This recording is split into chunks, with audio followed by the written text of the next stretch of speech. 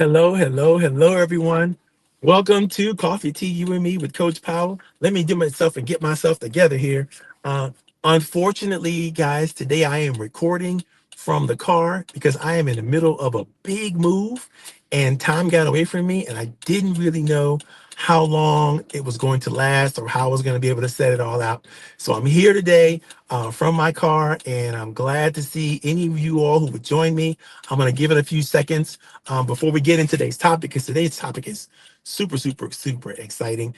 As always, we are bringing you the best of the best and really creating opportunities for as many people as we possibly can to be successful, to enjoy their lives, their businesses, and everything else. You know me. My name is Coach Powell. I broadcast on this channel every Friday on YouTube, LinkedIn, Facebook, making sure every once in a while we get a chance to get on other social media strategies as well. And we're here today in a series. We're talking about our series on literally how you can create organizations, associations, professional relationships that have so much synergy that you can begin to leverage them, and you can begin to create what we call cooperative socio ideas and concepts, right? So it's going to be very important when you want to create a wonderful culture, when you want to create a wonderful organization where people feel like they belong, they feel accepted, they feel like they matter. These are the techniques that you're going to want to use. The technique and the style we promote is called the RAP approach. Now, the RAP approach is something I created years ago. It stands for respect, affection, and praise. And the last 4 weeks, we've been talked about respect. So we've done that, right? We've given you everything you need to know about respect and what respect does. We've talked about respect emotionally. We talked about respect socially. We talked about respect from a biblical perspective, and we talked about respect from a neurological perspective over the last 4 weeks. So if you want to go back and really begin that process, I suggest that you go back and YouTube, LinkedIn, Facebook, and find the previous episodes on today. Today's episode, we're going to dial in and focus on the next aspect of the RAP approach, and that's going to be affection. Now, affection in the workplace gets a serious bad rap, right? Because oftentimes, and there's nothing that uh, I'm going to say is anyone's fault, but oftentimes unwanted advances happen when one is trying to be affectionate in the workplace. And I want to be clear, we're not suggesting that you engage in any romantic or any type of relationship beyond a professional relationship when we talk about affection, because actually we're talking about appropriate affection. Now, most people are scared to talk about affection, or scared to. Most consultants are going to come up with or scared. They want to move into appreciation real quick, right? But there's a difference between affection and appreciation that you simply cannot get if you stay with strategies and techniques to just show appreciation, right? And affection goes both ways in any professional relationship. And I'm talking about with your mentors, with your advisors, with your consultants that you work with anybody that you work with. It is important that you clearly understand how to show and how to leverage affection. When you don't know how to do this appropriately, you get in trouble, which is why most people avoid it, because they don't know how to do it appropriately in the workplace. So hopefully we're going to give you over the next several weeks a ton of tactics and a ton of strategies that you could use literally to show up ready in any scenario where you are in a professional environment, whether that might be an environment where you own the company, or that might be an environment where you're working at a high level in a company or an organization, or you're a member of an association, a business association, or you're just trying to impress your investors. You're trying to impress your and I don't mean trying to impress in a fake way, right? Let me just be clear about that. We're not talking about inauthentic behavior. We're talking about authentic behavior, authentic affection, and what you need to do to show the right amount of affection and techniques and strategies that we're going to go into over the next couple of weeks. But let's just break it down what affection actually does when it is done right, right? When it is done right, the ultimate goal is to keep the people in the network that you want to keep in the network, right? You want to keep people close to you that you want to keep close to you. There's a reason why. If you keep the right people close to you, what you create is an environment of trust.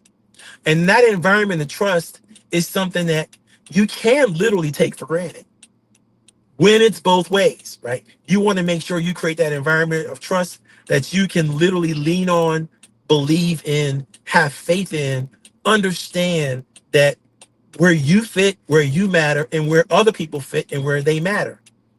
This is wherever people are involved, this is critically important.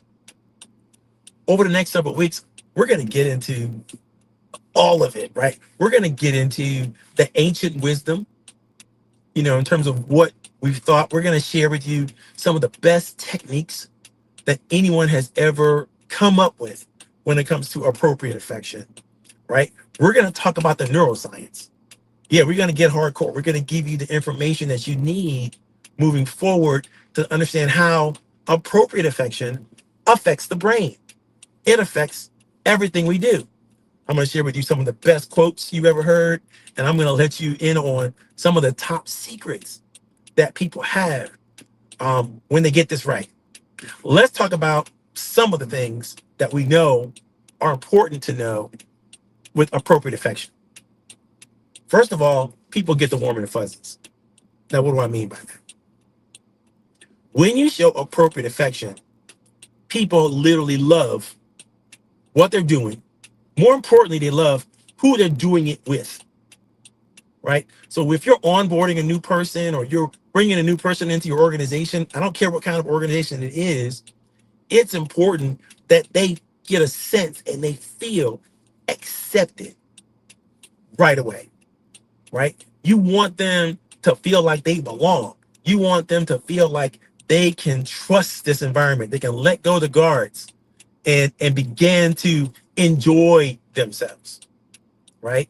And we find that it's much easier to have fulfillment and joy when appropriate affection is shown in the workplace. Now, there are a lot of naysayers about that. A lot of people who like think, oh man, if you do that, then you're gonna get in trouble. And in the HR manual, it says don't do blah, blah, blah, blah, blah. And especially after COVID, nobody wants to touch anybody. And I'm not talking about touching, right?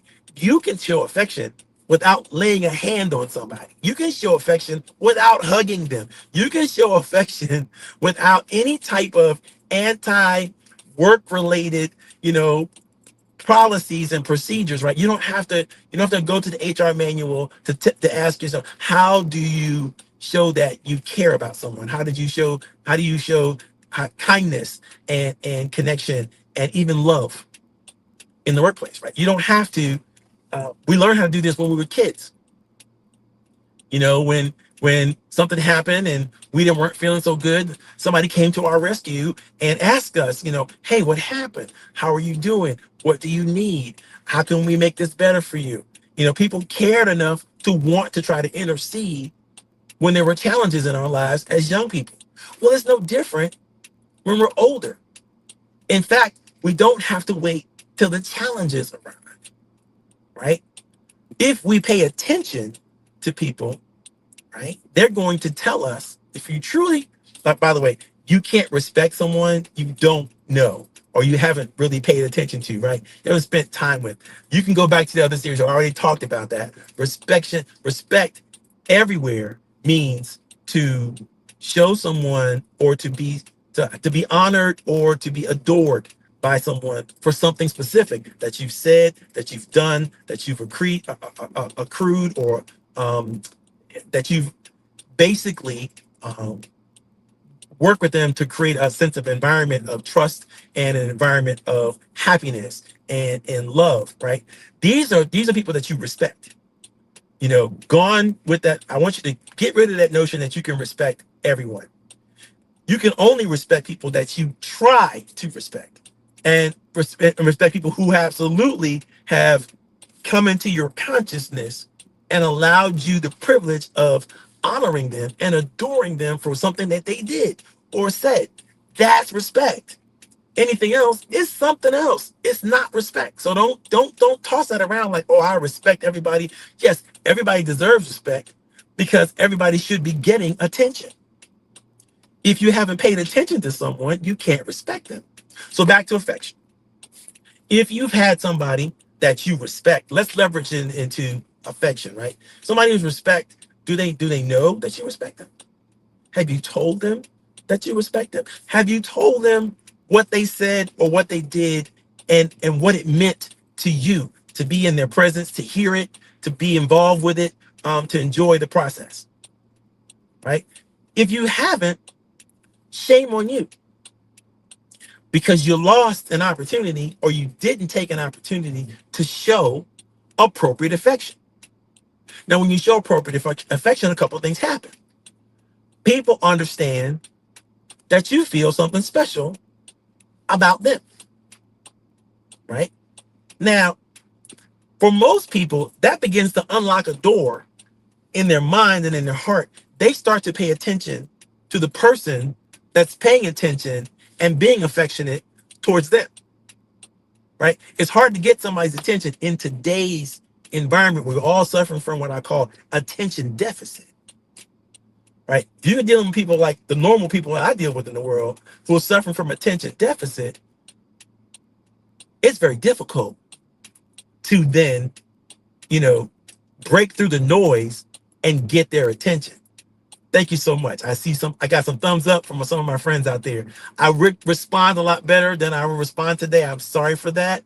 But I am using my phone, which I don't understand how to use all the bells and whistles of StreamYard from my phone. So I do apologize to my normal audience. I would appreciate all of the engagement that you know how to share. So, give us a thumbs up or share something in the comments or let us know that you're receiving this information because we want to make sure that it gets across. We're just setting it up for the next couple of weeks about how powerful affection is. When you get it right, people feel like they matter, right? They feel like there's something substantive of transfer that in working with you, in being on your team, in coming along with you. And they're less likely to jump ship because they see something exciting. They feel something important, right? They feel like they matter. They also feel like they're relevant. When you do this right, people that you work with, people that you're around, they feel like, that it makes sense. Things are aligning correctly. And guess what? Here's what happens. When you do this right, even when things aren't aligning correctly, people still jump on board and they want to help you. They want to be involved with you. They want to go the extra mile for you because they understand that you believe in them. And the law of reciprocity works this way, and they believe in you. Not only that, people feel significant. They matter, right? That's important. But now they matter greatly.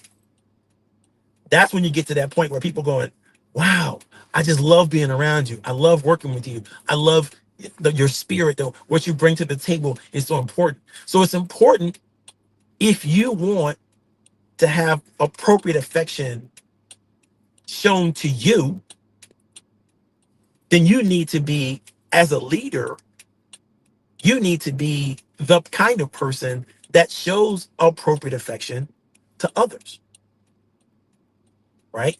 And there's always a moment when you're engaging with people that you can show appropriate affection, right? But if you're not engaged, it's very difficult, right? Imagine you're on a Zoom call and you're not paying attention. Your camera's off. You're muted, right? You're paying attention to other things while you're paying attention or you're supposed to be engaged in this meeting.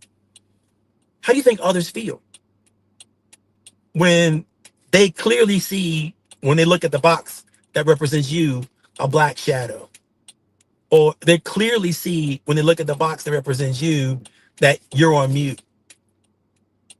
You know, I understand that you might not always want to be on camera, or you might not want to um share your background is not right, you're not dressed appropriately, whatever it is.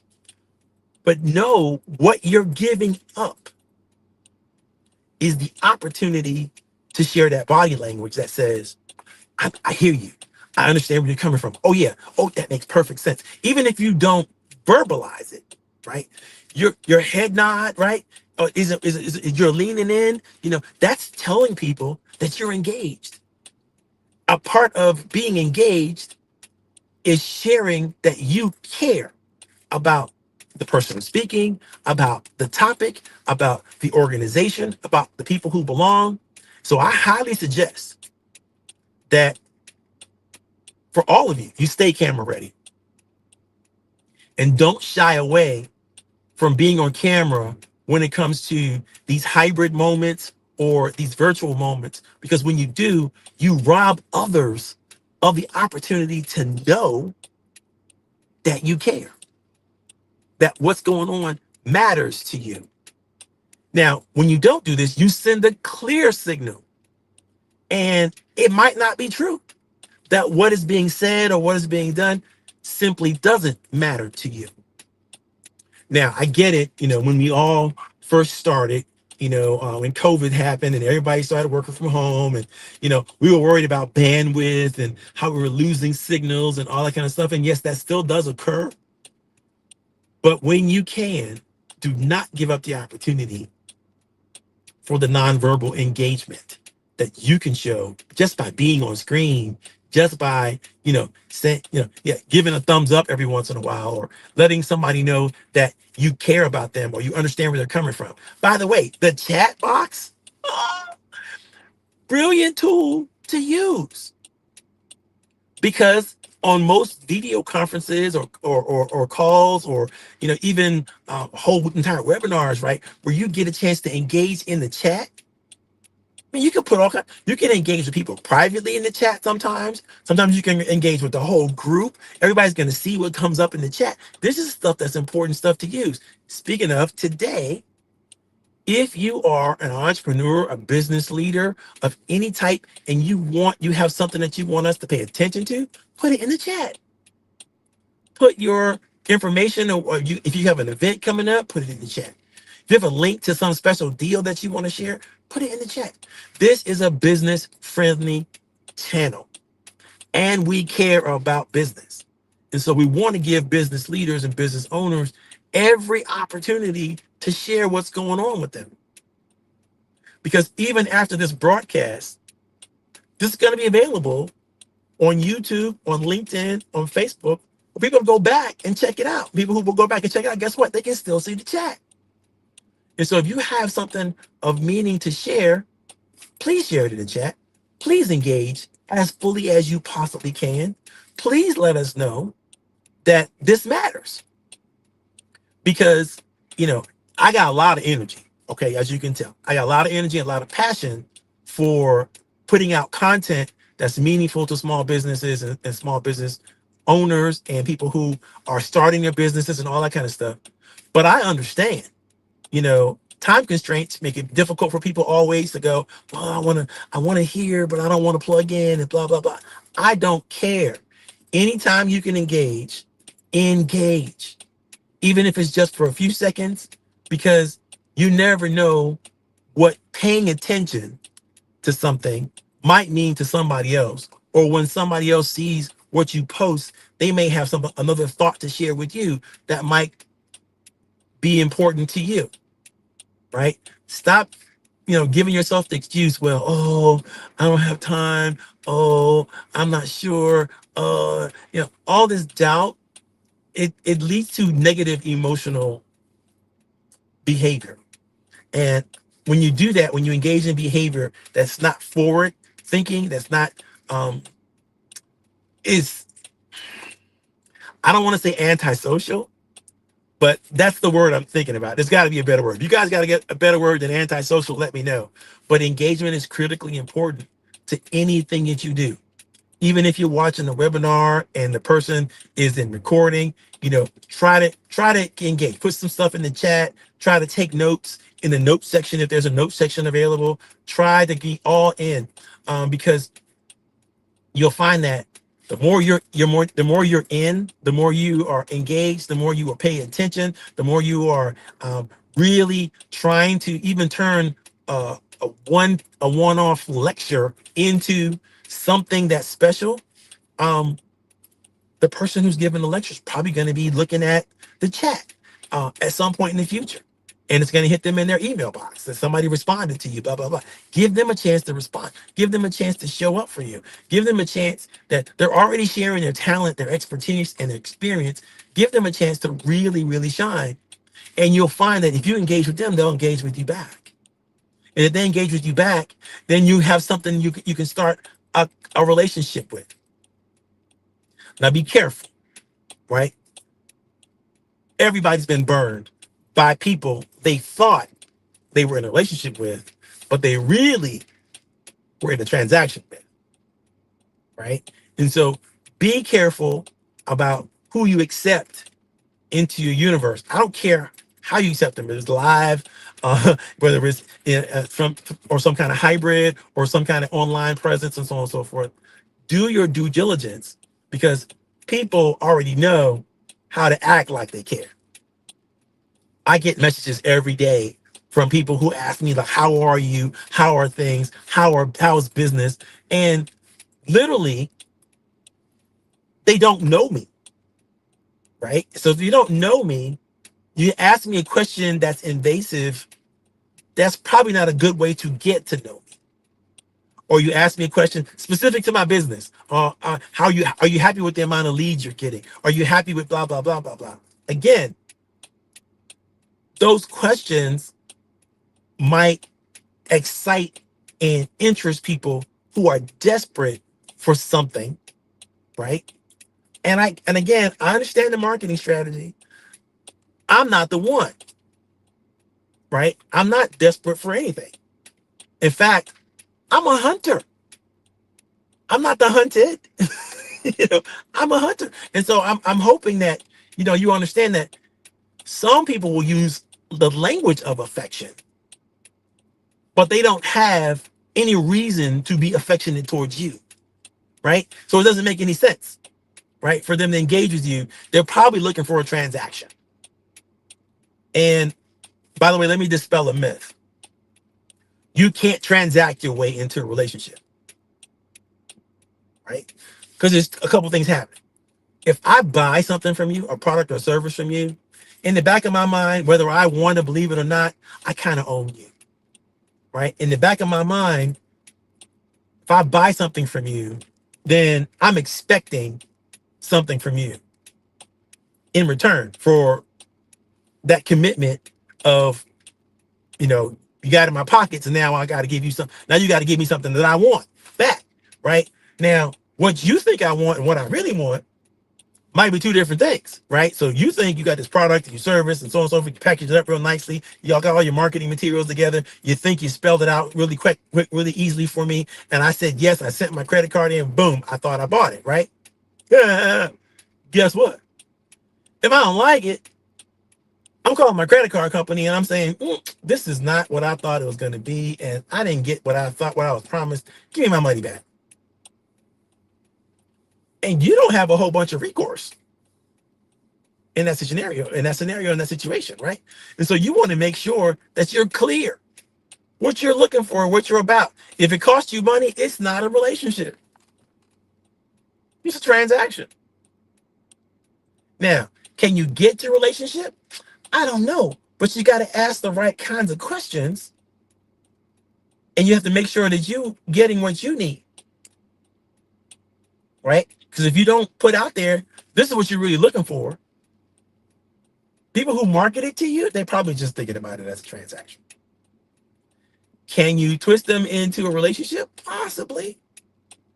If they enjoy working with you and if you enjoy working with them. If there's something that you can share with them above and beyond the money, right? Maybe some contacts, maybe it's some something that you know how to do exceptionally well that they don't know how to do.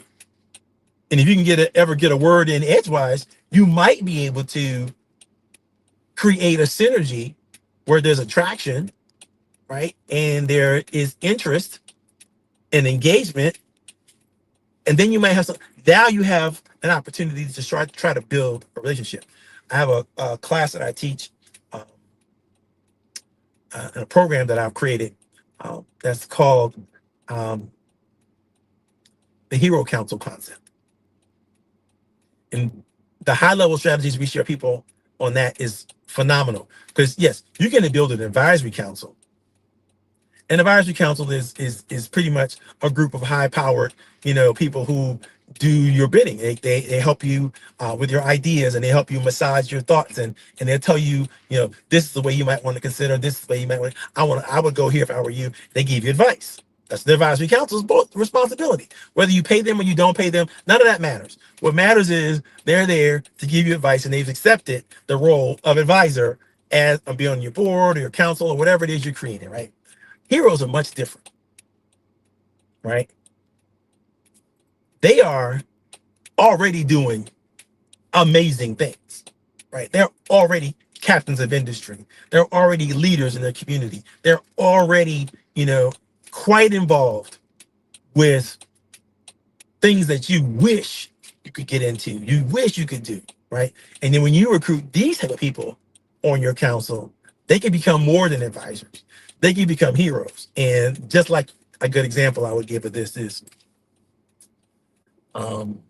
the gentleman from Marvel. What is his name? Samuel Jackson plays him. I can't remember his name now.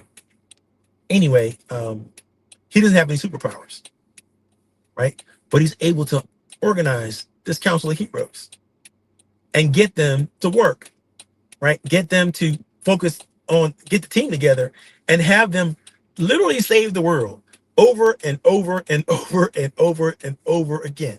The Avengers, right? They save the world over and over. They're heroes. They're a group of heroes. They're all great at what they do. They all have special superpowers, right? And then you bring them together and they can save the world. I highly, highly suggest that anybody who's out there who really wants to get amazing things done, get yourself a hero council. If you want to learn how to do it, call the coach. But back to affection.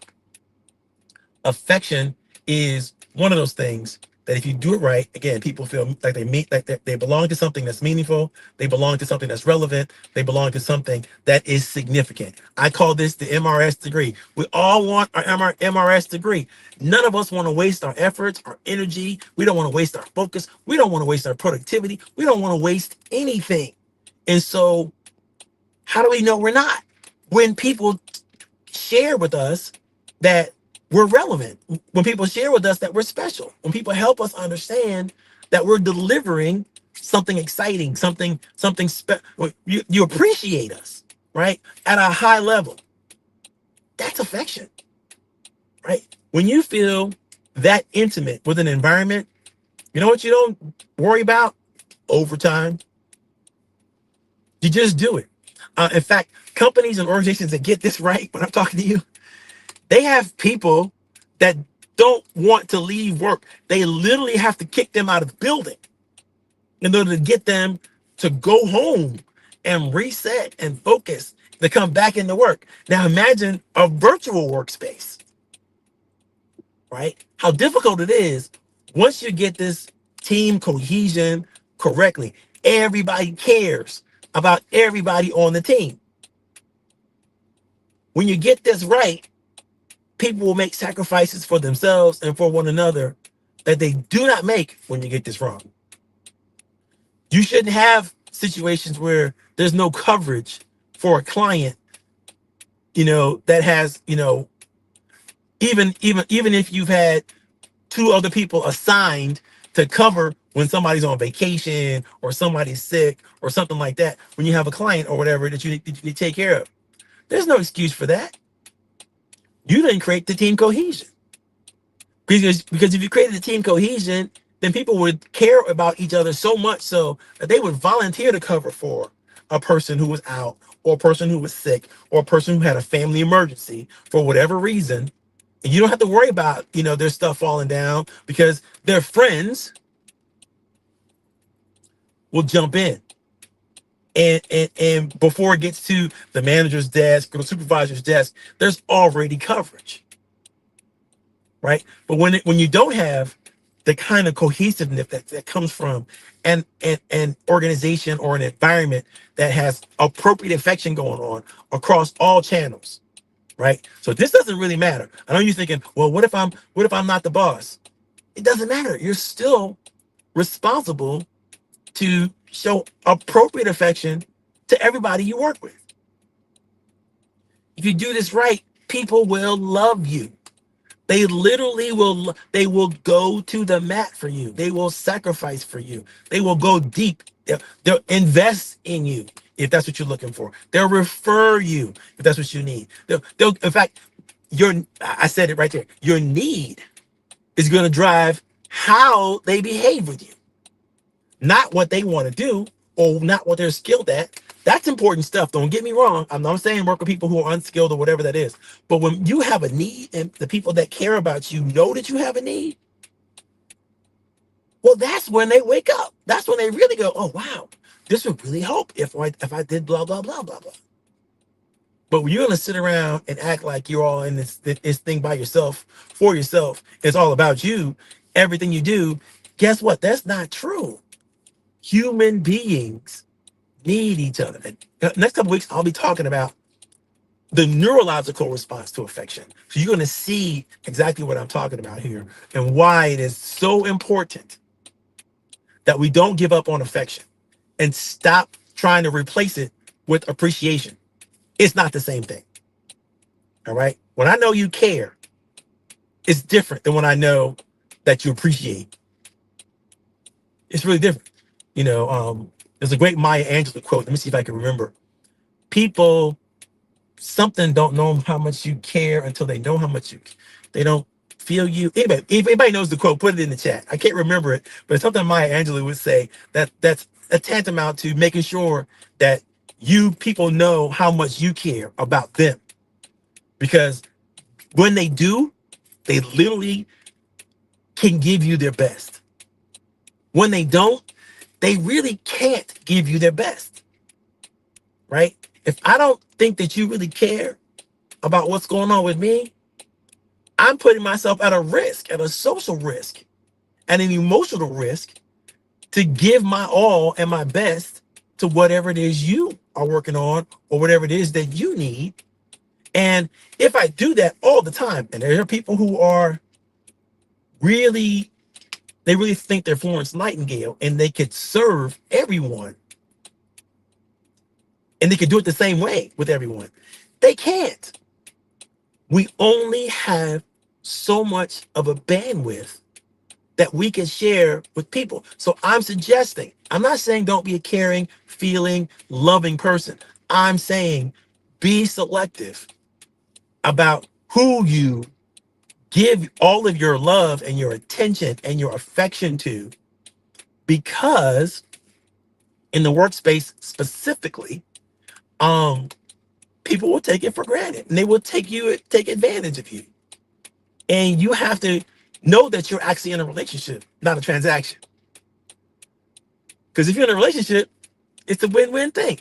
People are going to receive it when you say, oh, I know you like this kind of coffee. I was in the store the other day and I remember you talking about it at work, and I just picked up, a couple cups, for a pack for you that you can use whenever you want to in the machine we have here at work, or you can take it home or whatever you want. People who are paying attention to the coffee you like and they bring it for you, that's not manipulation. That's actively paying attention to you, the things that are important to you, and they're trying to deliver on something that you would have an appreciation for. That means they're showing that they care. Right? It's not overkill to do for others, especially the things that they need or want or desire. right? That's what affection is all about. But you can't do it if you don't pay attention. You're going to hear me say that often in this series because that's the beginning of affection. It's paying attention, truly engaging, and not in a weird or inappropriate way, in an appropriate way. If you're in a meeting with people, people are expecting that you're paying attention in the meeting, right?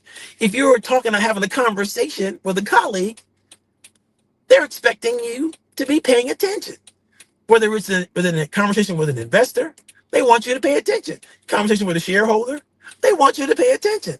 Conversation with your employees, they need you to pay attention because it's the attention that causes all the feel good emotions that began the process of creating a relationship. If you're not paying attention, why should anybody pay attention to you? Right? There's no social contract there. Now, in the next couple of series, I'm going to teach you all kinds of deep psychosocial words, right, to understand to talk about what I'm talking about today. But we don't have time to get into all that today. I just wanted to wet your whistle, for times to come. And if you have anything to share in the comments or in the chat, do so. Please let us know how things have been working for you, how things have been happening in your world, and I really can't see a whole bunch from my phone, but I appreciate your time. I appreciate your attention. I'm gonna go ahead and close this session out because it's raining outside. And I gotta get some more work done that I'm supposed to be getting done today. But I love you guys. I appreciate you, every single one of you. I hold you dear in my heart for paying attention and engaging in this concept and engaging in this chat. And even if you're watching this later on, please share your thoughts, your ideas, and your questions. Because you never know. Every once in a while I scroll through and I'm like, oh, that was a question, right? That's a good question, right? Your question is going to pop up everywhere this video pops up. And I'm not going to be the only one that sees it. Some other people might see it and they may answer your question even before I get a chance to come back and answer. Because we're looking at engagement, right? We're trying to create a culture and environment of engagement. Next week, we're going to get into the details about affection and how to use it, how to leverage it to create the kind of social environments that you want to create around you so that you can thrive. I hope you had a great time. I know I did. This is Coach Powell signing off. You all have a great day.